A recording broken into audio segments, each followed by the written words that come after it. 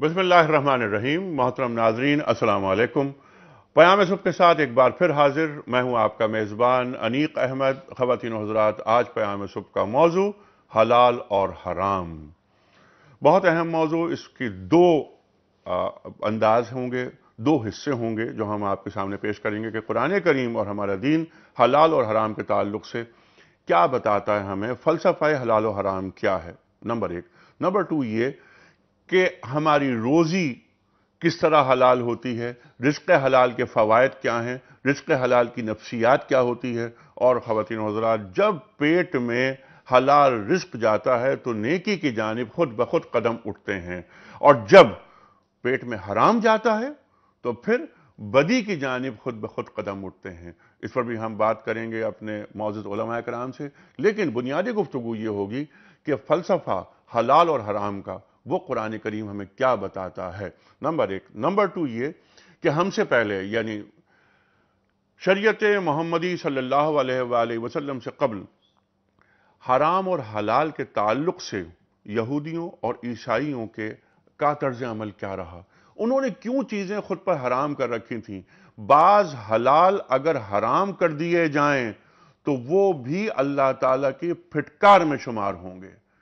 ख़वातीन व हज़रात, हमारा जो फ़लसफ़ा है वो बिल्कुल अलग, बिल्कुल जुदा। दुनिया की तमाम चीज़ें हलाल हैं बजुज़ उनके जिनको अल्लाह ताला ने हराम करार दिया, जबकि दीगर शराए में तमाम चीज़ें हराम हैं जिनको अल्लाह ताला ने हलाल करार दिया है। ख़वातीन व हज़रात, हलाल और हराम के ताल्लुक से जो वजाहत की गई, जो उसूल बताए, वो हमें हमारा अल्लाह बताता है, हमारा दीन बताता है। कोई शख्स अपने ऊपर खुद अगर हलाल चीज को हराम कर ले तो फिर उसकी क्या सजा है, या उसे उस पर क्या देना पड़ेगा, फिदिया क्या होगा, वो भी हम मालूम करेंगे अपने मौजूद उलमा कराम से। ख़वातीन व हज़रात, मौजू हलाल और हराम, और इसके साथ साथ कल जो कराची में वाक़या हुआ, मैं ये चाहूँगा कि हमारे उलमा कराम उस पर भी कुछ बात करें कि हम अपने प्रोग्राम में और हमारे उलमा कराम अपनी तक़रीरों में, अपने खिताबों में मुसलसल ये बात कह रहे हैं कि इन्नमल मुमिनूना इख़वा, तमाम मुसलमान भाई भाई हैं। कुरान करीम का ये दर्स है, इसके बावजूद हमारे शहरों में क्या हो रहा है। प्रोग्राम का आगाज करते हैं अल्लाह ताला के बाबरकत नाम से। मुंतज़िर हैं कारी खालिद उस्मान अलवी अल-हज़री साहब, लाहौर में हमारे मुंतज़िर। हम चाहते हैं कि कारी खालिद साहब से दरख्वास्त करें कि वो आयात कुरानी से पयाम सुबह की इब्तिदा करें। कारी खालिद साहब। बहुत शुक्रिया अनीक साहब। आज हम इंशाअल्लाहुल अज़ीज़ सूरतुल मुमिनून की आयत नंबर 51 और 52 तिलावत करेंगे। अऊज़ु माशाअल्लाह। बिल्लाहि मिनश शैतानिर रजीम।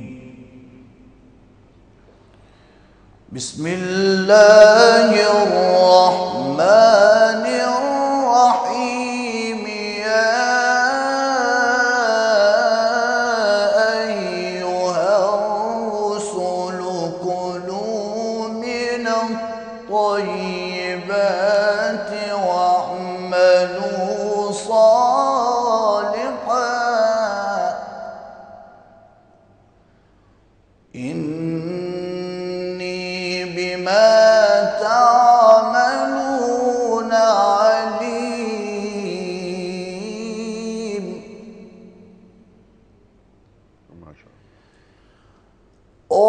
वइन्न हादिही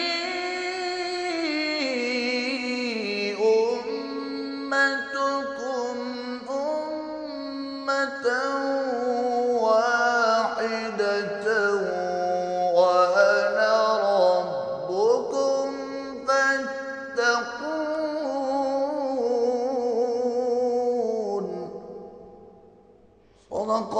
सदक़ल्लाहुल अज़ीम। जज़ाकल्लाह जज़ाकल्लाह कारी साहब, सुभान अल्लाह सुभान अल्लाह।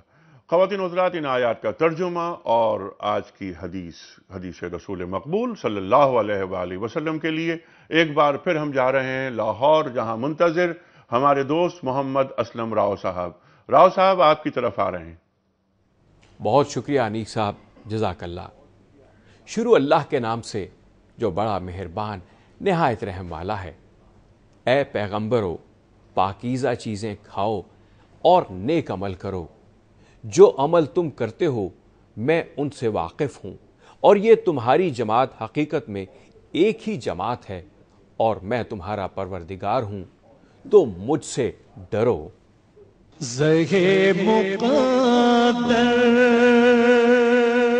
یہ حدیث مبارکہ ترمذی کتاب الزہد سے بیان کی جا رہی ہے۔ نبی کریم صلی اللہ علیہ وآلہ وسلم نے فرمایا، کون مجھ سے یہ باتیں لے کر ان پر عمل کرے گا یا عمل کرنے والوں کو سکھائے گا؟ ایک صحابی رضی اللہ تعالیٰ عنہ نے عرض کیا، میں یا رسول اللہ۔ آپ صلی اللہ علیہ وآلہ وسلم نے ان صحابی کا ہاتھ پکڑا اور 5 چیزیں گنوائیں۔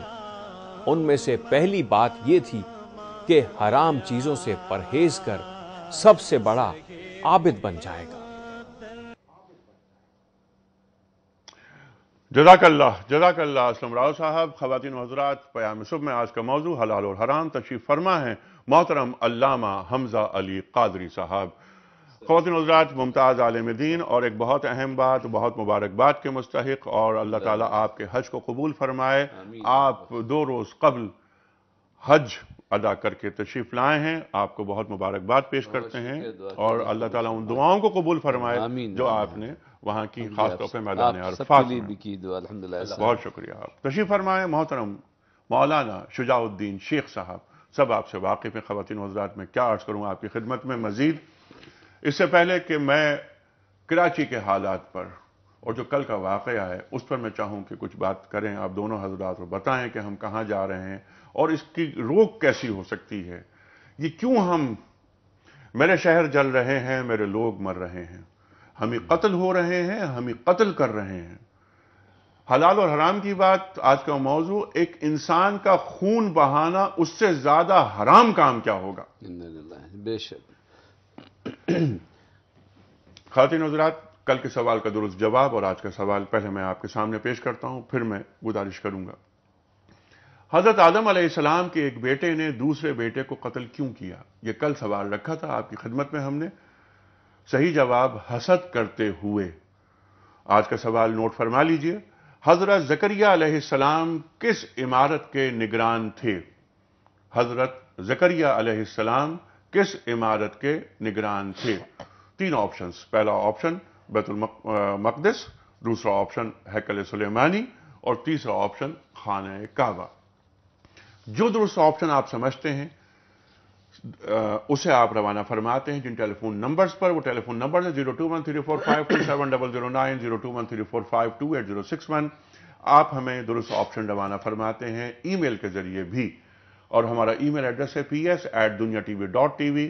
ایس ایم ایس کے لیے ہمارا نمبر ہے 3031۔ خواتین و حضرات، علامہ حمزہ علی قادری صاحب سے گزارش کروں گا۔ علامہ صاحب، مسلمان رہتے ہیں، یہ شہر کراچی عالم اسلام کا سب سے بڑا شہر، سبحان اللہ، ماشاءاللہ، یہ کیا ہے؟ یہ ہونا تو یہ چاہیے تھا جس طرح حروف تہجی میں سین اور شین ساتھ ساتھ ہیں، اس طرح سنی شیعہ ساتھ ساتھ ہونے چاہیے۔ ہمارے اختلافات سے دشمن کو فائدہ ہوتا ہے، ہم کمزور ہو جاتے ہیں۔ کیا فرمائیں گے آپ؟ انیق بھائی، آپ نے بہت اس وقت ایک تازہ موضوع چھیڑا ہے۔ سین اور شین سے اگر آگے نہیں گزریں گے تو سواد تک نہیں پہنچیں گے، اور سواد کی صحیحیت جو ہے اسی بات پر ہے کہ سین کو سین رہنے دیجئے اور شین کو شین رہنے دیجئے، ان میں کوئی تضاد پیدا نہ کیجئے۔ اور کراچی اور پاکستان ایک نظریاتی مملکت ہے، اسلام اس کی بنیاد ہے، سلامتی اور امن یہی مقصود ہے، اور یہ جو خون کہیں بھی بہے وہ میرا ہی خون بہتا ہے۔ ابھی آپ نے آدم علیہ السلام کا ذکر کیا، پہلا قتل حسد کی بنا پر ہوا، جی، اور ہم سب آدم علیہ السلام کی اولاد ہیں۔ اگر ہم اپنے درمیان سے حسد کو ختم کر دیں تو بہت سے فسادات ختم ہو سکتے ہیں۔ اور یہ جو فرقہ واریت ہے، لسانیت پھر فرقہ واریت، اور لسانیت میں فرقہ واریت، تو فرقہ واریت میں بھی لسانت داخل ہو جائے گی۔ انیق بھائی، حالات بہت خراب صورتحال کی طرف جا رہے ہیں۔ شام میں کیا ہو رہا ہے لوگوں کو اندازہ نہیں ہے۔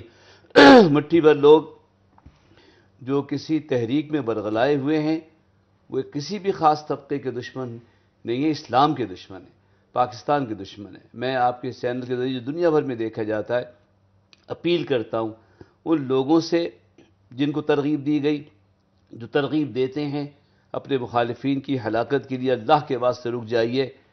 امن ضرورت ہے، میری بھی اور آپ کی بھی، ورنہ جس طرح حسد کرنے والا پہلے خود جلتا ہے، اس فساد کی چنگاری بھی آپ کے گھر تک پہنچے گی۔ یہ موٹر سائیکل کے بم نہیں، اگر ٹرک گھسنے لگیں گے ہمارے عساکر کے اداروں میں، تو پھر سروں کی چھت، گھر کی چھتوں سے میزائل بھی چلیں گے، راکٹ لانچر چلیں گے، گلی گلی لاشیں گریں گی، بہت خون بہے گا۔ اللہ کے واسطے رک جائیے۔ جی، اللہ کے واسطے رک جائیے۔ شیخ صاحب کیا فرمائیں گے؟ انما المؤمنون اخوہ، قرآن کریم ارشاد فرما رہا ہے، لڑ کر اپنی قوت ہم ختم کر رہے ہیں۔ بسم اللہ الرحمن الرحیم۔ قرآن اس بارے میں بہت واضح ہے، اور میں سمجھتا ہوں کہ دین کا بنیادی علم رکھنے والا مسلمان بھی اس مسئلے پر بہت واضح ہے۔ کہیں قرآن فرماتا ہے سورۃ المائدہ کی آیت نمبر 32 میں کہ جس نے ایک انسان کو قتل کیا اس نے ساری انسانیت کو قتل کیا، اور جس نے ایک انسان کی جان بچائی اس نے ساری انسانیت کی جان بچائی۔ قرآن اس بارے میں واضح ہے، سورہ نساء کی آیت نمبر 93 ہے، جہاں ذکر ہے کہ جس نے جان بوجھ کر ایک مسلمان کو قتل کیا اس پر اللہ کا غضب ہے، اللہ کی لعنت ہے، وہ مدتوں جہنم میں پڑا رہے گا اور ذلت والا عذاب اللہ تعالیٰ اسے دے گا۔ اللہ کے رسول علیہ الصلوۃ والسلام فرماتے ہیں کہ مسلمان کو گالی دینا فسق یعنی گناہ ہے، اور مسلمان کا قتل کرنا کفر ہے۔ اللہ کے رسول صلی اللہ علیہ وسلم فرماتے ہیں کعبے کو خطاب کرتے ہوئے، اے کعبہ تو کتنی عزت والا ہے، لیکن اللہ کی قسم ایک مسلمان کی جان اللہ کے نزدیک تجھ سے زیادہ قیمتی ہے۔ یہ تو مسلمان کی جان ہے۔ اللہ کے نبی علیہ السلام کی وہ احادیث بارہا ہمارے ان پروگرامز میں آ چکی کہ کتے کو پانی پلانے پر ایک فاحش عورت کو بخشا گیا، اور ایک بلی کو باندھ کر رکھنے کی وجہ سے ایک عورت کو عذاب دیا گیا کہ وہ بلی مر گئی تھی۔ ہمارا دین جو جانوروں کے حقوق بیان کرتا ہے تو سوچئے انسان کی ذات تو بڑی شے ہے، اور مسلمان کا معاملہ تو بہت بڑی شے ہے۔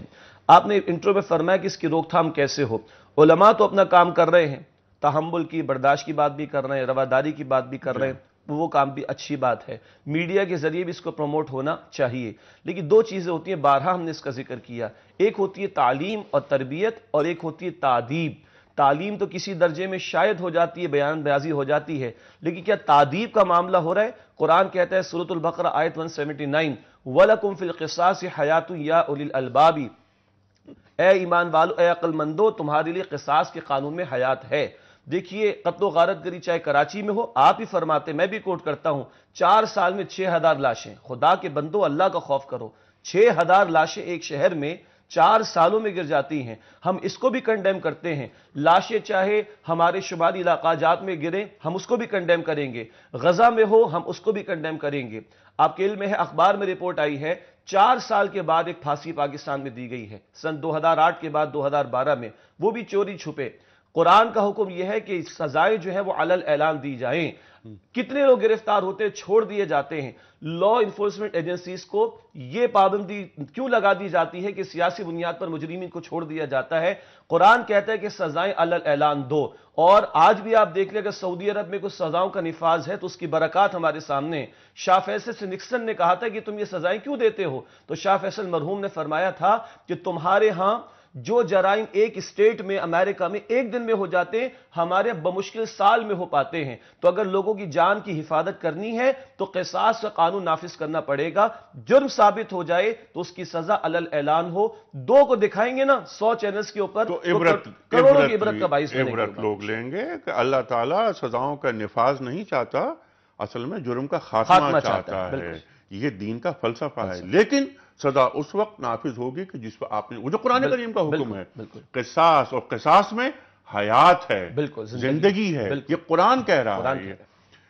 اللہ تعالیٰ ان باتوں پر جو آپ لوگوں نے فرمائی ہیں اس پر عمل کرنے کی ہمیں توفیق دے، اور ہمیں وہ ولولہ دے کہ ہم اس پہ عمل کریں۔ کس طرح ایک انسان پہ گولی چلائی جا سکتی ہے؟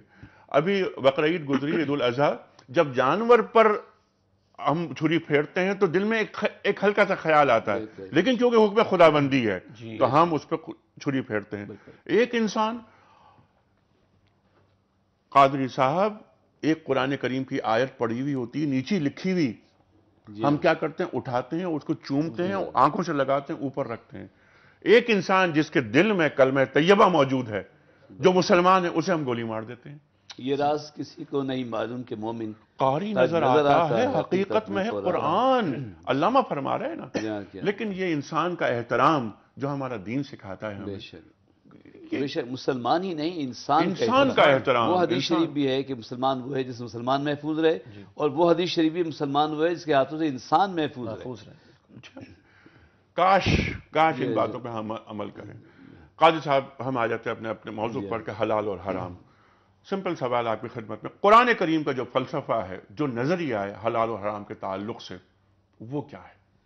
اصل میں قرآن شریف میں جہاں حرمت علیکم ہے، وَأُحِلَّتْ لَكُمْ طیبات بھی ہے، اور ابھی جو کلو طیبات وعملوا الصالحات، قرآن تو بڑا جامع کلام ہے نا، لیکن اس سے پہلے میں بالکل عوامی سطح پہ ایک بات کرنا چاہتا ہوں کہ حلال حرام ہوتا کیا ہے۔ یوں سمجھیے کچھ چیزیں معزون ہیں، کچھ محروم کی گئی، کسی چیز کی اجازت دی گئی ہے، کسی چیز سے روکا گیا ہے، اور عقل انسانی اس بات کو تسلیم نہیں کرتی۔ وہ اپنی ضرورت، اپنی فطرت کے مطابق ہر چیز کو اپنانا چاہتی ہے، اور خیر و شر کی تمیز، حلال و حرام کی تمیز اگر عقل خود کر سکتی ہوتی تو معلم عقل کی ضرورت نہ ہوتی، نبی کی ضرورت نہ ہوتی۔ لہذا حرام و حلال کے لیے ہمیں ایک ایسے معلم کی ضرورت ہوتی ہے کہ جو ہمارے خالق کی طرف سے نمائندہ ہو، اور جب عقل اس شعور پہ پہنچ جائے کہ اپنے بنانے والے کو مان لے تو اس کا حکم ماننا آسان ہو جاتا ہے۔ اور جب تک عقل یہ نہ مانے کہ ہمارا بنانے والا کون ہے تو اسے یہ تمیز کرنا مشکل ہے کہ حلال ہے تو کیوں ہے، حرام ہے تو کیوں ہے۔ ایک بات عرض کروں گا کہ ہم فوری طور پہ جس چیز سے منفعت چاہتے ہیں اس کو اختیار کرنا چاہتے ہیں، جبکہ مذہب جو ہے، کوئی بھی مذہب، جیسا آپ نے کو ذکر بھی کیا انٹرو میں، پہلے مذاہب میں بھی چیزیں حرام تھیں اور کچھ چیزیں حلال تھیں، زیادہ حلال ہوتی ہیں ہمیشہ، اور یہ بھی یاد رکھیے کہ جو چیز حرام تھی اول دن سے وہ ہمارا حرام ہی ہے، اور شریعت کے جو کچھ قوانین ہیں جن کا تعلق اعمال سے ہے، عبادات سے ہے، رسوم سے ہے، اس میں تو فرق ہوا ہے، لیکن اگر شراب حرام تھی تو حرام تھی، زنا حرام تھا، حرام ہے، رہے گا ہر شریعت میں، ہر شریعت جس میں۔ طرف آپ نے اشارہ کیا بنی اسرائیل، وہ صحیح نا، یعقوب علیہ السلام نے اونٹ کا گوشت یا چربی خود ہی اسے چھوڑا تھا، لیکن یہ نہیں کہا تھا کہ یہ حرام ہے، یعنی شریعت کی بات نہیں کی تھی۔ اسی لیے قرآن کریم شیخ صاحب یہ کہتا ہے کہ تورات میں اگر موجود ہے تو بتاؤ، لاؤ تورات، تو ہے، یہ تم نے خود بڑھا دیا ہے کہ ناخن والے جانوروں کو ہم نہیں کھائیں گے، ہم چربی نہیں استعمال کریں گے۔ یسألونک ماذا احل لہم، میں چاہتا ہوں اس پر آپ بات کا آغاز کریں۔ بسم اللہ الرحمن الرحیم۔ پہلی بات تو یہ جان لینی چاہیے، جیسے کہ علامہ صاحب نے بھی ارشاد فرمایا کہ ہم بندے ہیں رب العالمین کے اور وہ مالک ہیں۔ آج ہمارے بحثیں چلتی ہیں کہ عقل انسانی کو معیار بنا لیا جائے، ہم نے اسی پر چھری پھیر کر اپنے آپ کو مسلمان بنایا ہے جب ہم اقرار کرتے ہیں اشہد ان لا الہ الا اللہ و اشہد ان محمد رسول اللہ، کہ میں گواہی دیتا ہوں کہ اللہ کے سوا کوئی الہ، کوئی معبود نہیں، اور میں گواہی دیتا ہوں کہ محمد صلی اللہ علیہ وسلم اللہ کے رسول ہیں۔ تو پہلی بات، رب العالمین نے جب ہمیں دنیا میں بھیجا تو ویل ایکوپڈ کر کے بھیجا ہے، ایک نظام زندگی کے لیے رہنمائی اپنی کتاب کی صورت میں دی، اور اس کتاب کی عملی تعبیر رسالت مآب صلی اللہ علیہ وسلم کے اسوہ حسنہ کی صورت میں دی۔ کانا خلقہ القرآن، اما عائشہ فرماتی ہے رضی اللہ تعالیٰ عنہا کہ رسول اللہ علیہ السلام کا اخلاق وہ قرآن تھا۔ اس کو ہم کہیں گے کتاب و سنت۔ یہ کتاب و سنت ہمارے لیے زندگی کے معاملات کو طے کرتے ہیں۔ انٹرو میں آپ نے بات ارشاد فرمائی، بہت اہم اور اس کی بڑی لطیف وضاحت بھی علامہ صاحب نے فرما دی۔ معاملات کے حوالے سے، اشیاء کے حوالے سے، کھانے پینے کے معاملات میں ہر شے حلال ہے سوائے وہ جو بتا دی گئی ہے کہ یہ حرام ہے۔ ہاں جب عبادات میں آتے تو اصول کچھ اور ہے۔ عبادات جو خاص مراسم عبودیت ہیں، وہ جو خالص اللہ سبحانہ و تعالیٰ کے لیے، وہ متعین ہیں۔ ظہر کے 4 ہی فرض ادا ہوں گے، 5واں ادا نہیں کیا جا سکتا، اس پہ روک لگا دی گئی۔ تو ہم بات کر رہے ہیں معاملات کے حوالے سے، کھانے پینے کے حوالے سے، لباس کے حوالے سے، رہن سہن کے حوالے سے، بڑا پیارا اصول دین کا کہ ہر شے حلال ہے، یعنی فَبِأَيِّ آلَاءِ رَبِّكُمَا تُكَذِّبَانِ کی شان یہ ہے، کتنی کروڑ نعمت عطا فرما دی، اِلَّا مَا يُتْلَى عَلَيْكُمْ، سوائے وہ جو تمہیں منع کر دیا گیا۔ ایک اہم بات جس کی طرف آپ نے اشارہ کیا کہ قُلْ أُحِلَّ لَكُمُ الطَّيِّبَاتُ، اے نبی فرما دیجئے کہ تمہارے لیے پاکیزہ چیزیں حلال کی گئیں۔ یہ پاکیزہ 2 اعتبارات سے ہوتا ہے۔ کچھ وہ چیزیں ہیں جو ہمارے جسم کے لیے مضر ہوا کرتی ہیں، دین اس سے بھی روک دیتا ہے۔ شراب کو لے لیجئے مثال کے طور پر، جوئے کو لے لیجئے، کہ ان دونوں کی شکلوں میں، ان دونوں صورتوں میں انسان اپنی عقل کو کھو بیٹھتا ہے، اول فال کہتا ہے، اور نہ جانے کتنا نقصان کرتا ہے۔ کچھ وہ چیزیں ہیں جو ہماری روح کو نقصان پہنچاتی ہیں، ہمارے باطن کو نقصان پہنچاتی ہیں، تعلق مع اللہ میں رکاوٹ بنتی ہیں۔ غیبت کو لیجئے، غیبت کرتا ہے آدمی، زبان پر کوئی خراش بھی نہیں آتی، نہ کسی کے منہ سے خون نکلتا ہے، لیکن قرآن کہتا ہے سورہ حجرات میں کہ ایسا ہے کہ تم نے اپنے مردہ بھائی کا گوشت کھایا ہو، حرام ہے، منع کیا گیا اس سے۔ لیکن کچھ اعمال ایسے ہیں جیسے کہ میں عرض کر رہا تھا کہ جس کا اثر ہمارے باطن، ہماری روح پر پڑتا ہے، تو پاکیزگی ظاہر کے اعتبار سے بھی اور پاکیزگی باطن کے اعتبار سے بھی، جہاں یہ ناپاکی شروع ہوتی ہے ظاہر کے لیے یا نقصان یا باطن کے لیے، وہاں دین روک لگا دیتا ہے۔ تو یہ طیبات کا لفظ بڑا قیمتی لفظ ہے، ظاہر کے معاملات میں بھی اور باطن کے معاملات میں بھی، جو ایک اصول کے طور پر قرآن بیان کرتا ہے۔ کیا اچھی بات ہے کہ ظاہر کے معاملات میں بھی اور باطن کے معاملات میں بھی قرآن کریم تربیت چاہتا ہے، ظاہر کی بھی اور باطن کی بھی۔ اس پر بھی کیونکہ کوئی ظاہر ایسا نہیں ہے جس کا باطن پہ اثر نہ ہو، اور کوئی باطن ایسا نہیں جس کا ظاہر پہ اثر نہ ہو۔ جس طرح میں نے انٹرو میں ایک بات عرض کی تھی کہ جب ہم حلال کماتے ہیں تو ہمارے قدم خود بخود نیکی کی جانب اٹھتے ہیں، جب حرام پیٹ میں چلا جاتا ہے تو بدی کی جانب قدم اٹھنے لگتے ہیں۔ بے شک، یہ بھی ظاہر اور باطن کا معاملہ ہے۔ اندر ایک چیز جائے گی، حرام جائے گی، ایسا کیسے ممکن ہے کہ حرام کھانے کے بعد میں دعا کے لیے ہاتھ اٹھاؤں اور پھر میں خشیت خداوندی بھی میرے اندر موجود ہوں؟ اصل میں تعلیم، تفکیر اور پھر تاثیر پیدا ہوتی ہے۔ بہت اچھا۔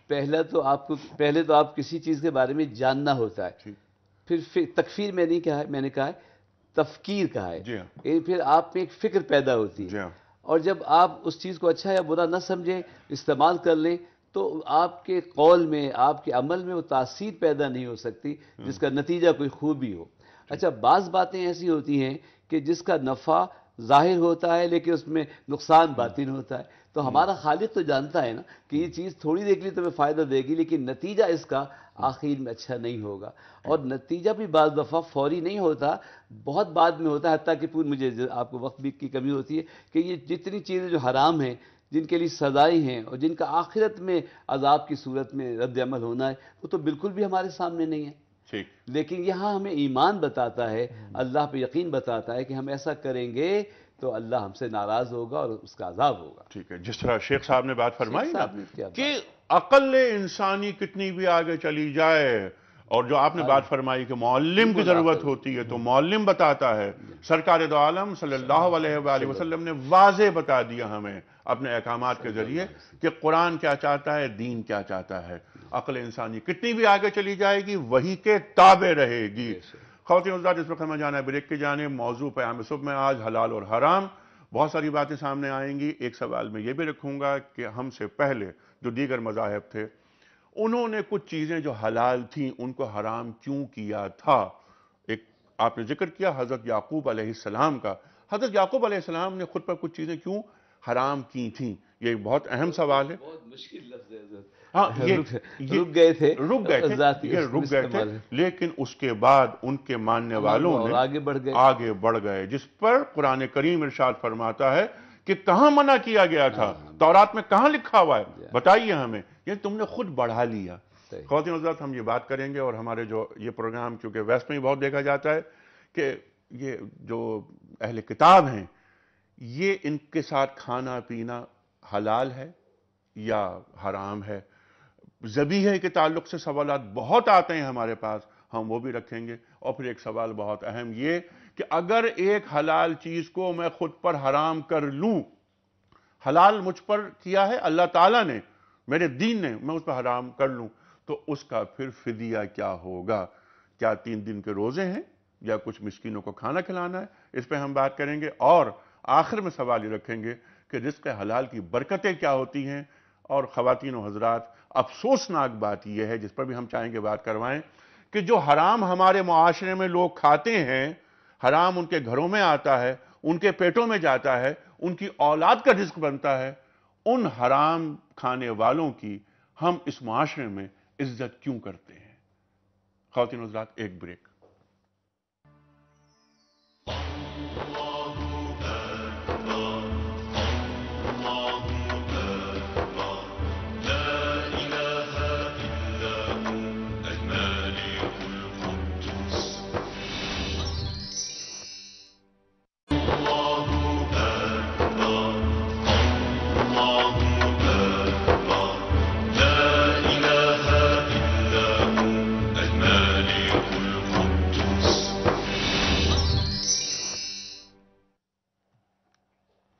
वेलकम बैक ख़वातीन व हज़रात। क़याम सुबह में एक बार फिर खुश आमदेद। तशरीफ़ फरमा है मुमताज़ आलिम दीन मोहतरम अल्लामा हमज़ा अली क़ादरी साहब, और आपके साथ तशरीफ़ रखते हैं मोहतरम मौलाना शुजाउद्दीन शेख साहब। क़याम सुबह में आज का मौजू हलाल और हराम।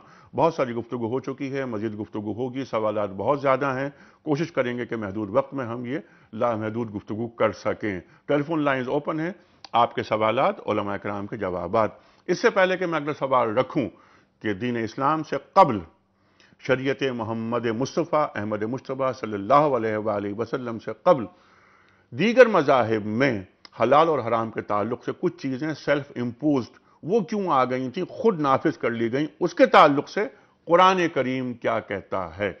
सवाल होगा, लेकिन पहले कल के सवाल का दुरुस्त जवाब। और आज का सवाल कल यानी 17 तारीख को हफ्ते के रोज़ हमने सवाल ये रखा था आपकी खिदमत में कि हज़रत आदम अलैहिस्सलाम के एक बेटे ने दूसरे बेटे को कत्ल क्यों किया। सही जवाब, हसद करते हुए। आज का सवाल नोट फरमा लीजिए। हज़रत ज़करिया अलैहिस्सलाम किस इमारत के निगरां थे। हज़रत ज़करिया अलैहिस्सलाम किस इमारत के निगरां थे। 3 ऑप्शंस, बैतुल मक़दिस, दूसरा ऑप्शन हैकल सुलेमानी, तीसरा ऑप्शन खाना काबा। और आप जानते हैं कि दुरुस्त जवाब रवाना फरमाते जिन टेलीफोन नंबर्स पर आप, वो टेलीफोन नंबर्स हैं 021345270009, 021345286061। हमारा ईमेल एड्रेस है ps@dunyatv.tv, और आप हमें 3031 पर अपना दुरुस्त ऑप्शन SMS कर सकते हैं। अल्लामा साहब, जो सवाल मैं चाहता हूं कि उसके जवाब से कबल एक पैकेज अगर मैं आपको दिखाऊं तो कैसा है कि जो हमने यहां कराची की सड़कों पर खड़े होकर तैयार किया। लेकिन एक खुशी की बात यह है कि ये जिंदा कौम है। हलाल और हराम के ताल्लुक से उनके अंदर एक चिंगारी रोशन है। ये एक जिंदा कौम की निशानी होती है। और ख़वातीन व हज़रात, अल्लामा फरमाते हैं ना कि खास है तरकीब में कौम रसूल हाशमी। पैकेज मुलाहिज़ा फरमाइए सल्लल्लाहु अलैहि वसल्लम।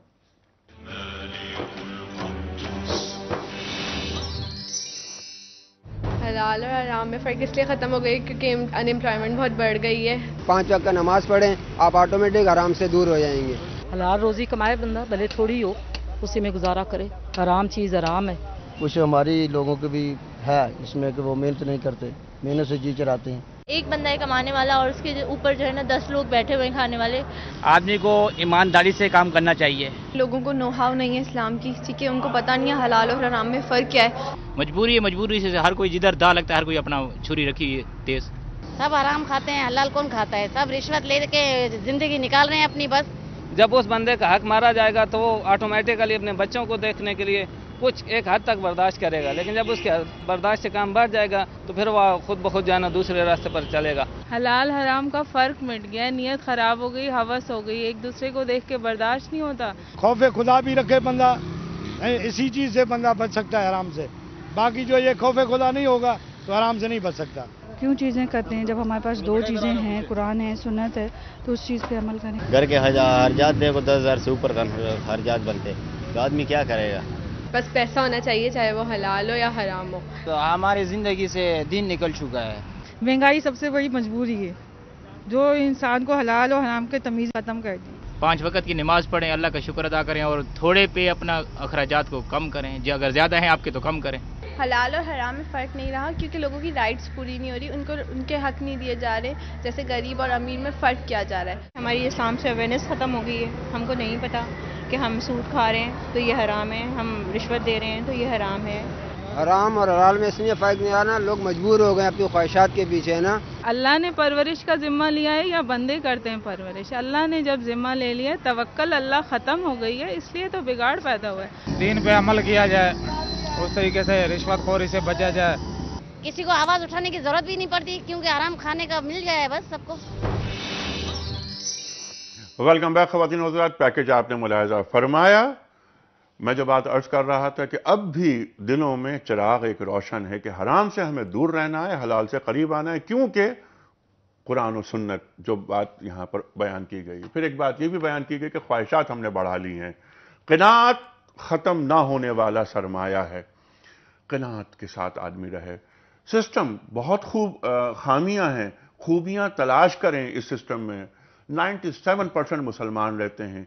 क्या जब کہ انقلاب اسی سرزمین پہ ہم اپنی آنکھوں سے دیکھیں کہ یہی قوم، جیسے میں نے عرض کیا، بلکہ اقبال فرماتے ہیں کہ خاص ہے ترکیب میں قوم رسول ہاشمی. تو یہ قوم رسول ہاشمی جو ہے صلی اللہ علیہ وآلہ وسلم، یہ دنیا میں کسی بھی انقلاب کو کسی بھی وقت برپا کر سکتی ہے.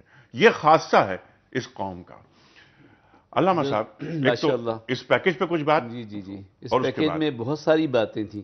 مطلب یہ تو ایک منظر کثیر المناظر تھا جس میں کچھ باتیں بھی کی گئیں کہ مہنگائی کی وجہ سے. میں یہ عرض کرتا ہوں کہ کبھی آپ اپنی کسی ایک مشن کی خاطر، ایک نعرے کی خاطر ہڑتال کرتے ہیں، رک جاتے ہیں. کبھی کرفیو لگتا ہے اور آپ ہر حرکت سے رک جاتے ہیں. کیا کوئی ایسا دن نہیں ہو سکتا کہ ہم سب اس برائی سے رک جائیں، رشوت لینے سے رک جائیں؟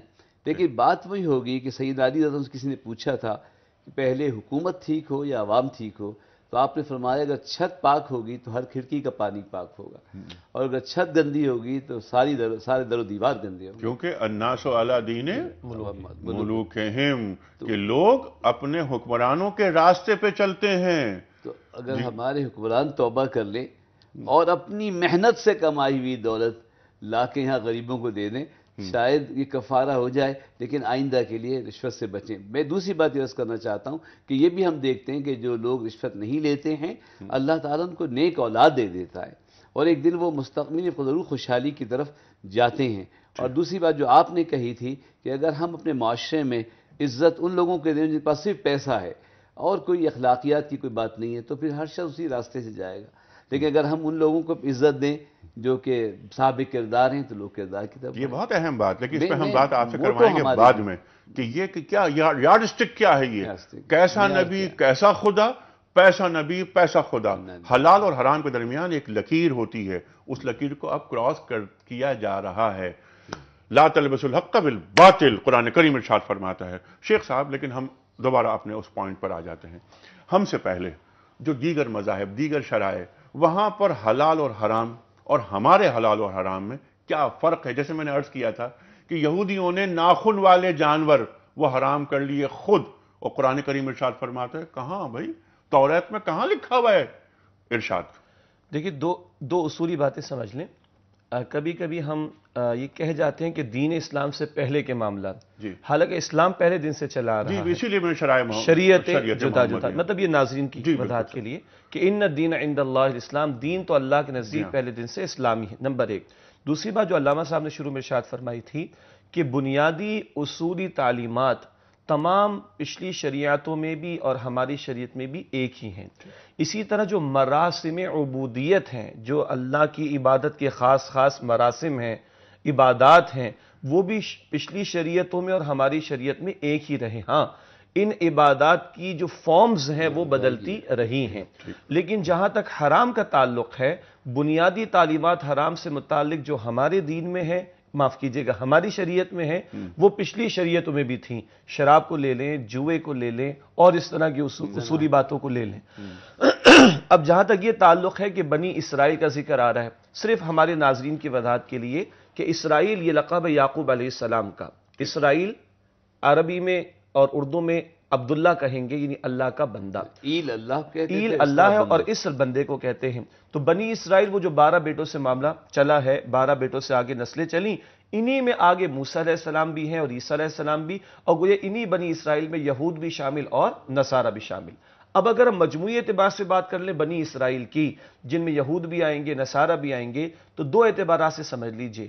اصولی تعلیمات تو جو ہماری شریعت میں حرام سے متعلق ہیں ان میں بھی تھیں، لیکن دو اعتبارات سے مسئلہ کیا ہوا، کچھ چیزیں انہوں نے اپنی خواہش کی بنیاد پر اپنے اوپر روک لی، حرام کر لیں.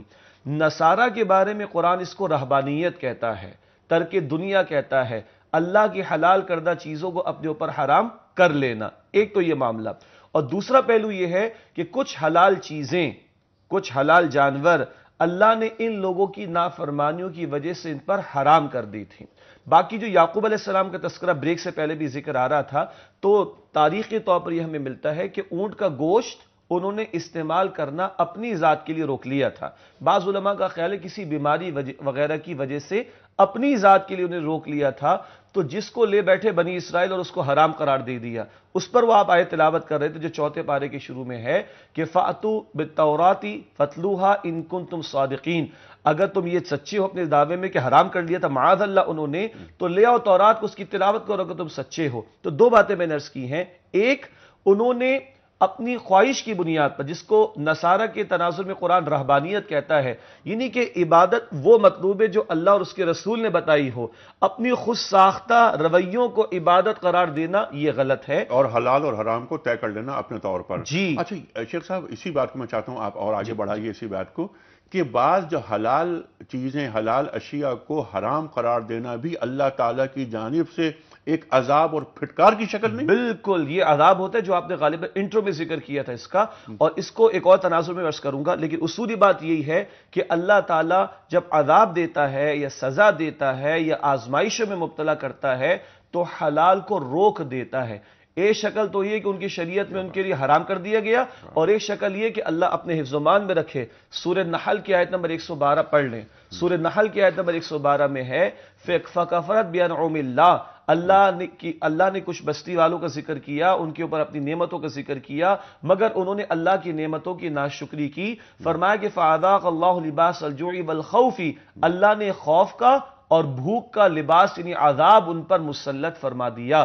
تو بسا اوقات اللہ حلال سے روک دیتا ہے یا منع کر دیتا ہے، یہ بھی اللہ کی طرف سے سزا کا ہی پہلو ہوا کرتا ہے، جس کو آپ نے لفظ پھٹکار سے بھی تعبیر کیا تھا۔ ٹھیک ہے، کچھ کالز لے لیتے ہیں، اس کے بعد ہم آگے بڑھائیں گے بات کو۔ السلام علیکم۔ السلام علیکم جی۔ وعلیکم السلام سر، کیا سوال؟ عابد حسین چکوال سے بات کر رہا ہوں جی۔ سوال یہی بات ہے کہ جتنے بھی مسجدوں میں بچے پڑھتے ہیں، قرآن کی تعلیم جو بھی لیتے ہیں جی، لیکن قرآن تو سبھی پڑھتے ہیں، علماء پڑھاتے بھی ہیں، لیکن ان کو کچھ اگر بتایا جائے شروع سے کہ یہ حلال حرام کے بارے میں یا اخلاق کے بارے میں، ہمارے ملک میں یہی ہے کہ بچوں کو قرآن تو سب پڑھ لیتے ہیں لیکن ان کو اصل حقیقت کا معلوم نہیں پڑتا کہ ہم نے زندگی گزارنی کیسے ہے۔ ٹھیک ہے، ہم لوگ قرآن صرف ثواب کے لیے پڑھتے ہیں، لیکن اس کے فائدے اگر ہم کو معلوم پڑ جائیں تو کبھی بھی یہ نوبت نہیں آئے گی۔ بہت اچھا، پاکستان میں بہت اچھا سوال یہ آپ یہ دیکھیے، کچھ کالز مزید لے لیتا ہوں میں، تاکہ بہت دیر سے انتظار کر رہے ہیں لوگ، تو پھر ہم آگے چلیں گے۔ جی السلام علیکم۔ وعلیکم السلام جناب والا، فرمائیے سر۔ حضرت یہ جو آج بہت اچھا موضوع آپ نے پکڑا جی کہ جو کراچی میں سانحہ ہوا ہے، یہ تو آج پہلی مرتبہ نہیں، یہ تو عرصے سے ہماری بنیاد ہی گندی ہو گئی ہے۔ صحیح بات ہے، ہم تو قرآن مجید میں اللہ رب العزت نے بتلایا ہے کہ ڈیوائیڈ اینڈ رول کا فارمولہ جو تخلیق کیا وہ فرعون نے تخلیق کیا، کہ اس نے اکیلے فرعون نے بنی اسرائیل کی پوری قوم کو شیعہ بنا دیا تھا، لفظ شیعہ استعمال کیا، یعنی یہاں پر گروہ ہے، گروہ، جی ہاں، تو آپس میں مسلمان تو کافر وہ لڑتے مرتے تھے، کمزور پڑتے تھے، اور فرعون کو حکومت کرنا آسان ہو جاتا تھا۔ تو اسلام میں 2 بڑے گروہ بنے، شیعہ اور سنی۔ تو اگر میں اپنے آپ کو سنی ڈکلیئر کر رہا ہوں تو قرآن کہہ رہا ہے تم شیعہ ہو۔ اب اللہ نے منع فرمایا گروہ نہ ہونا، ان علماء نے ہمیں گروہ در گروہ بنا دیا، اہل سنت، اہل حدیث، دیوبندی، بریلوی، یہ ہم لوگ کس راستے پہ چل پڑے کہ میں مسلمان تو کافر؟ کیا میرے پاس کوئی سرٹیفکیٹ ہے کہ میں صحیح ہوں؟ کیا میں نے قرآن سے ویریفیکیشن لی کہ میں صحیح ہوں؟ تو ہم دل کے بہلانے کو غالب یہ خیال اچھا ہے کہ میں تو جنت میں جاؤں گا۔ کون سی جنت میں جاؤں گا؟ اللہ اور اللہ کے نبی کی جنت جو ہے، جو انہوں نے بتلائی، تو وہ تو میرے پاس نہیں ہے۔ بالکل ٹھیک ہے، یہ علماء ہمیں دے رہے ہیں۔ ہاں، یہ لیکن ایسا یہ بالکل یعنی ایک سانس میں شاید یہ بات کہنا تھوڑا سا مشکل ہو جائے۔ آپ کے سوال کا، جذبات کا میں احترام کرتا ہوں، لیکن ہمارے علماء بہت کام کر رہے ہیں، بڑی اتحاد کی بات کر رہے ہیں، وحدت کی بات کر رہے ہیں، لیکن اس پر مزید کام ہونا چاہیے۔ صرف ذمہ داری یہ صرف علماء ہی کی نہیں ہے، میری بھی ذمہ داری ہے، آپ کی بھی ذمہ داری ہے کہ ہم اپنے رویوں میں، اپنے عمل میں دین کو خود پر نافذ کر کے دکھائیں کہ میرا دین ایسا ہے اور سچا پکا مسلمان کیسا ہوتا ہے، اور میں اللہ سے ڈرتا ہوں، اور اگر میں اللہ کا ہو جاتا ہوں تو اللہ میرا ہو جاتا ہے۔ تو مجھے کسی پہ الزام نہیں دھرنا چاہیے۔ ہاں یہ بات آپ کی درست ہے کہ ہمارے معزز علماء کرام کی ذمہ داریاں بہت زیادہ ہیں، کیونکہ ممبر رسول کریم صلی اللہ علیہ وآلہ وسلم پر وہ بیٹھتے ہیں۔ ہمارے علماء کون ہیں؟ ہمارے علماء وارثان علوم نبوی ہیں۔ ہماری امت کے علماء بنی اسرائیل کے نبیوں کی طرح ہیں۔ ہمارے علماء قاضی صاحب، میں اسپیشل عالم کی تعریف بہت زیادہ میرے سامنے نہ کیجئے، کیونکہ ہم لوگ جو ہیں وہ اپنی نفسی خرابی میں مبتلا ہو جاتے ہیں اور ایک تمکنت و غرور تک پہنچ جاتا ہے۔ میں بڑی ذمہ داری سے ایک سنی مسلمان ہوں، جماعت اہل سنت سندھ کا نائب امیر ہوں۔ ایک بات میں عرض کرنا چاہتا ہوں کہ ہم کسی بھی کلمہ پڑھنے والے کو کافر کبھی نہیں کہتے۔ مکاتب فکر اور فروعی اختلافات اپنی جگہ، سرکار نے فرمایا میں کلمہ سننے ہزار میں ایک جان کی امان پاؤں تو عرض کروں، آپ نے یہ فرمایا کہ میں ایک سنی مسلمان ہوں۔ اگر میں اور آپ یہ کہیں کہ ہم ایک مسلمان ہیں، قرآن کریم ارشاد فرما رہا ہے کہ ہوا سماکم المسلمین، تو میں اگر یہ کہتا ہوں کہ میں سنی مسلمان ہوں تو کیا میں قرآن کریم کے حکم کی توہین نہیں کر رہا؟ نہیں بالکل نہیں، بلکہ وہ سنت تھی کہ میں اور بہت وضاحت سے ذمہ داری سے ایک بات کہتا ہوں، کوئی سنی نہیں ہے جب تک شیعہ اہل بیت نہ ہو، سن لیجئے، اور کوئی شیعہ نہیں ہے جب تک سنت رسول کا تابع نہ ہو۔ یقیناً سنت یہ تعبیرات ہیں، یہ تشریحات ہیں، یہ فروعی معاملات ہیں نا۔ قرآن مجھے یہ تعلیم کر رہا ہے کہ ہوا سماکم المسلمین۔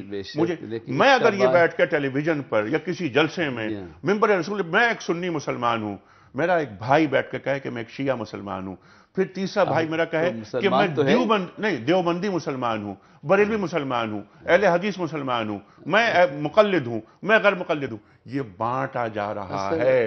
وَاعْتَصِمُوا بِحَبْلِ اللَّهِ جَمِيعًا وَلَا تَفَرَّقُوا۔ شیخ صاحب میں چاہتا ہوں اس پر ذرا بات کریں۔ پہلے تو جو ہمارے بھائی نے اپنے جذبات کا اظہار کیا وہ بجا، تاہم آپ نے اس کی وضاحت درست فرما دی کہ سب کو ایک بلینک چیک نہ دے دیا کرے اور ایک ہی لکڑی سے نہ ہاک دیا کرے۔ علماء کی بھی بنیادی طور پر دو اقسام ہیں، ایک علماء حق ہوں گے، ایک علماء سو ہوں گے۔ اور یہاں اس جگہ پر بیٹھ کر میں پوری دیانتداری سے کہوں، کہنے کی ضرورت نہیں، ہمارے لاکھوں کروڑوں ناظرین اس بات کے گواہ ہیں، 1 سال سے زائد اس پروگرام کو ہو گیا، آج تک ہمیں کوئی بتا دے کہ جتنے علماء یہاں پر تشریف لائے ہیں کسی نے اس طرح کی فرقہ واریت اور تقسیم کرنے کی بات کو پروموٹ کیا کبھی نہیں ہو سکتا اس پروگرام آج اگر ہم بیٹھ کے کل کے واقعے کو کنڈیم کر رہے ہیں تو سوچنا چاہیے کہ کچھ احساس و درد ہے تبھی تو کر رہے ہیں نا۔ تو ہم ہر کلمہ گو کو مسلمان تسلیم کرتے ہیں جو نبی کریم صلی اللہ علیہ وسلم کی ختم نبوت کو تسلیم کرتا ہو، اور کتاب و سنت اور اس کتاب و سنت پر بننے والا پہلا معاشرہ صحابہ کرام کا ان کو اون کرتا ہے، وہ ہمارا مسلمان بھائی ہے۔ اور ہمارے فروعی مسلکی اختلافات ہو سکتے ہیں، نہ کریں ان کو ختم، لیکن اب اس سے بالاتر ہو کر مسلمان ہو سکتے ہیں اور ایک دوسرے کے پیچھے نماز بھی ادا کر سکتے ہیں اور ایک دوسرے کے ساتھ زندہ بھی رہ سکتے ہیں۔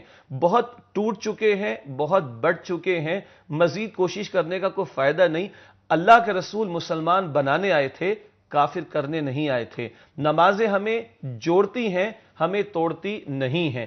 5 وقت کی صدائیں ہمیں جڑنے کے لیے بلاتی ہیں، ٹوٹنے کے لیے نہیں بلاتی۔ اللہ کے رسول علیہ السلام کو دکھایا گیا واقعہ معراج میں، کچھ لوگوں کی زبانیں ہیں جن کو بڑی بڑی قینچیوں سے کاٹا جاتا ہے تو آپ صلی اللہ، اور بار بار زبان دی جاتی ہے اور بار بار کاٹا جاتا ہے تو آپ صلی اللہ علیہ وسلم جبریل امین سے سوال کرتے، جبریل یہ کیا معاملہ ہے؟ جبریل عرض کرتے علیہ السلام کہ یا رسول اللہ صلی اللہ علیہ وسلم، یہ آپ کی امت کے وہ خطبہ اور واعظین تھے جن کے جملوں کی وجہ سے امت میں تفریق پیدا ہوتی تھی، آج ان کو یہ عذاب دیا جا رہا ہے۔ یہ حدیثیں تمام علماء کے سامنے ہوں گی، تو ہم یہی عرض کرتے ہیں کہ ہمیں وحدت کی، یگانگت کی بات کرنی چاہیے۔ اختلاف ہیں تو اس کا احترام کر لیا جائے۔ ہم تو کافر کے ساتھ بھی جی سکتے ہیں، قرآن کہتا ہے نا سورہ آل عمران آیت نمبر 64 میں، تعالوا الی کلمۃ سواء بیننا وبینکم، ایک ایسی بات کی طرف آؤ جو تمہارے درمیان مشترک ہے، اللہ نعبد الا اللہ، اللہ کے سوا کسی کی عبادت نہ کریں۔ جبکہ ہمارے اور اہل کتاب میں کروڑوں ڈفرنسز ہیں، جب ان کے ساتھ ہم زندہ رہ سکتے ہیں تو ود ان مسلم کمیونٹی ایک دوسرے کے اختلافات کو اور فروعی اختلافات کو برداشت کرنا اس سے زیادہ آسان ہوگا ہمارے لیے۔ ماشاءاللہ شجاع صاحب کا کیونکہ قرآن کا مطالعہ کافی ہے اور حضرت قرآن کے के हवाले से आपका मुताला बहुत अच्छा है, बहुत अल्हम्दुलिल्लाह। लेकिन ये बात जो शेख साहब ने फरमाई, इस पर कुछ कॉज में लूंगा, लेकिन ये बात बहुत अहम कि या अहल किताब, बात हो रही है अहले किताब से, तालो इला कलिमतिन सवाइन बैनना व बैनकुम अल्ला नाबुदा इल्लल्लाह, जो आप बात फरमा रहे हैं, यानी कुरान करीम दावत दे रहा है यहूद को और नसारा को कि आइए बैठ के हम बात कर लेते किन चीज़ों पर जिन पर इश्तराक है, जो कॉमन चीज़ें हैं। लेकिन हम मुसलमान की हैसियत से, हम अगर सुन्नी हैं तो हम किसी शिया से, या अगर हम शिया हैं तो सुन्नी से, अहले हदीस हैं तो देवबंद से, देवबंदी हैं तो बरेलवी से, हम बात करने के मुकालमे के हम मुकल्लफ नहीं हो रहे। ये तैयार नहीं हो रहे, मुकल्लफ तो हैं कि करें, लेकिन तैयार नहीं हो पाते हैं। लेकिन ख्याली तौर पर, अमली तौर पर क्या हो रहा है, हमें ये करना है, कुरान करीम को मानना है, और उसके बगैर गुजारा ही नहीं है। और मैं अर्ज करूं कि जो ये काम कर रहे हैं ना अनीस साहब, एक और इशू भी है। देखिए, इस प्रोग्राम को मैं दिल से ऑन करता हूं, इससे गया हमें खुलकर बात करने का मौका भी मिलता है और अपना नुक्ता नजर पेश करने का, जो कि दीन की बुनियाद पर है, मौका मिलता है।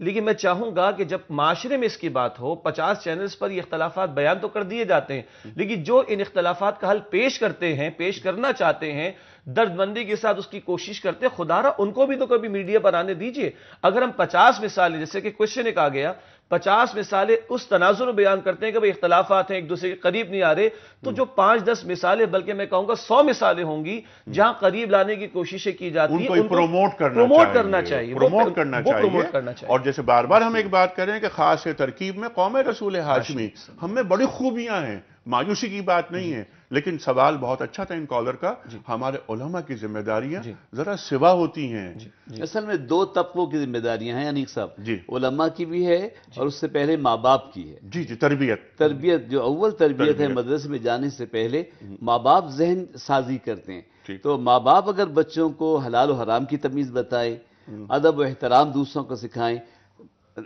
एक कदर मुश्तरक अहले किताब में तो है, लेकिन आप जानते हैं कि हमारे बुजुर्गों ने अपने मुबल्लिगों से कहा कि पहले उन मुसल्लमात अक़लिया पे गुफ्तगू करना जिसपे इंसान मुत्तफिक है, बिल्कुल उसके, और फ़ुरूई मामलात को नहीं बनाया जाए असले दीन। इल्मी मबाहिस उलमा अपनी महफिलों में रख ले और अवाम और नास के सामने मुत्तफ़क़ुन अलैह बातों को बात को आपने रोक दिया था, मुझे कहने दीजिए कि सरकार ने फरमाया मैं कलमा पढ़ाने, कलमा सुनाने के लिए आया हूँ, लोगों के पेट फाड़ने नहीं आया हूँ कि अंदर जाके देखूं कि उसका क्या इरादा। सुभान अल्लाह, सुभान अल्लाह। और एहतराम इंसानियत, मेरा भाई है जो कलमा गो है, इंसान का एहतराम दीन चाह रहा है, ये तो मेरा मुसलमान भाई है जो ला इलाहा इल्लल्लाह मोहम्मद रसूलुल्लाह पढ़ रहा है। हज़रत एक प्रोग्राम मेरे साथ एक पंडित साहब बैठे थे, जब वो बहुत सारी बातें वो खजल हो गए तो कहने लगे भाई अपने अपने रब से मांगो। मैंने हाथ पकड़ लिया, मैंने कहा अपना अपना रब क्या, आपका भी रब वही है जो मेरा रब है। बिल्कुल, रब्बुल आलमीन है। अच्छा शेख साहब, मैं चाहता हूं कि जरा, क्योंकि 2 मिनट रह गए प्रोग्राम में, 2-3 बातें बहुत अहम हैं, ये बताइए कि हलाल और हराम के ताल्लुक से कि ये जो हमारे अहले किताब हैं, इनका ज़बिया हम खा सकते हैं, इनके साथ खाना खा सकते हैं? देखिए, उसूली बात तो यह है कि जायज़ है, लेकिन अमली बात क्या है? अमली बात यह कि क्या आज के अहले किताब वाक़तन अहले किताब हैं? क्या अपनी वो किताब पर अमल करते हैं? क्या उनके नबियों की जो बुनियादी तालीम तौहीद की उस पर अमल दरामद करते हैं कि नहीं? ये बहस है जो हमारे उलमा ने। कुरान करीम इजाजत दे रहा है। मैं करता हूं, देखें, कुरान करीम इजाजत दे रहा है तो कुरान हकीम जब नाजिल हो रहा था उस वक्त कौन से अहले किताब थे जो अपनी किताबों को ओन करते थे, जो कम से कम खुदा रब्बुल आलमीन को मानने वाले थे? आज तो सारा एथीज्म जन्म ले चुका है, अपनी किताब को उन्होंने पस से पुश डाल दिया। तो मैंने कहा उसूली बात क्या है कि अहले किताब का ज़बीहा हलाल है। अमली बात क्या होगी? वो हमारे उलमा फरमाते हैं कि हाँ, जैसे कोशर का मामला ज्यूस के है, यहूदी के यहाँ, अगर कोई वाक़तन अमलन यहूदी है, अपनी किताब पर अमल दरामद करता है, तो उलमा ने उसकी तो इजाजत दी है।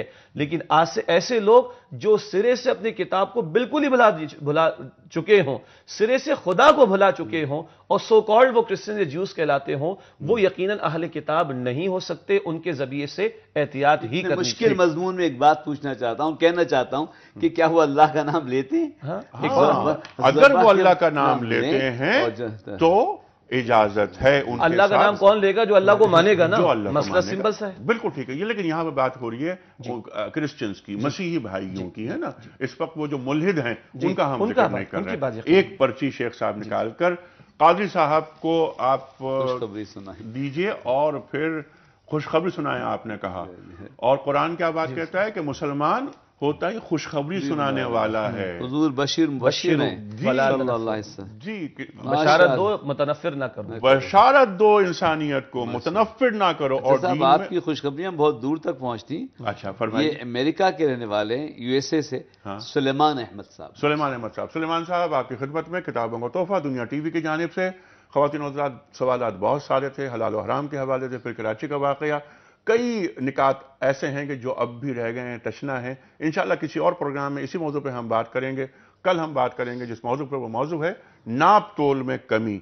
सिर्फ डंडी मारना ही नहीं, अगर एक शख्स अपनी नौकरी पूरी अदा नहीं कर रहा, 8 घंटे की नौकरी वो करने गया है, तनख्वाह मिलती है 8 घंटे की, और 4 घंटे वो काम कर रहा है, क्या ये भी नाप तोल की कमी में शामिल होगा? इस पर कल तफसीली बात करेंगे। कल तक के लिए अनीक अहमद को इजाज़त। खुदा हाफिज।